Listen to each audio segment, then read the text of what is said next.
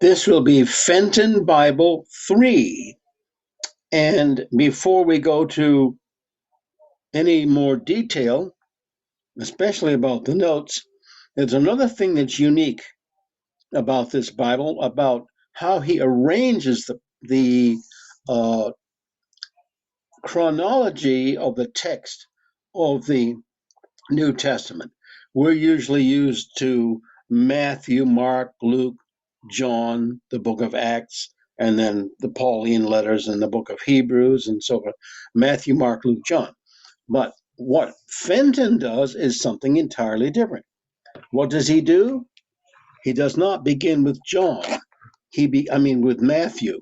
He begins with John, and then the book called First John, which is after the other books in the New Testament. We usually come to them. Now, he has a reason for doing that, and I want to read that to you. It says here, introductory note, the Gospel of John is here placed first in order for the following reasons. One, this Gospel is specifically the doctrinal record of the Lord's life.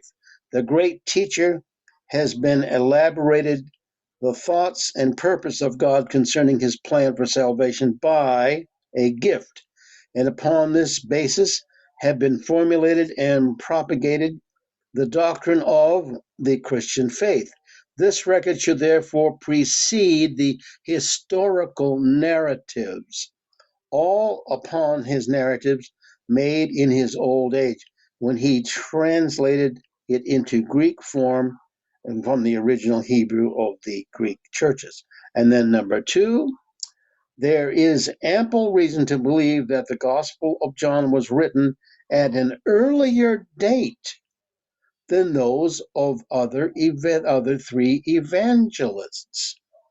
For a discussion of this subject, the reader is referred to, quote, "What think ye of the gospel," unquote, by Reverend J. J. Holcombe, Holcombe, Edinburgh, the Bishop Westcott's St. John's Gospel. Now, that is an example there also of what is different.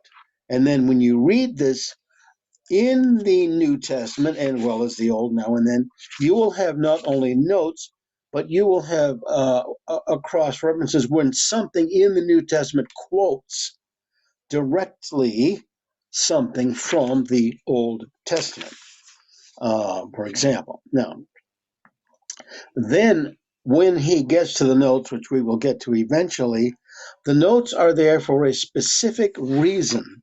The reason is that the way it is translated in other translations, which he's checked many of course, are not the way it should be translated.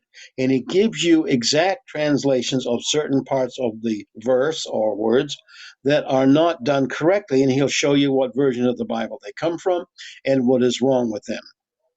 That is a good sample of what the Farrar Fenton Bible is like.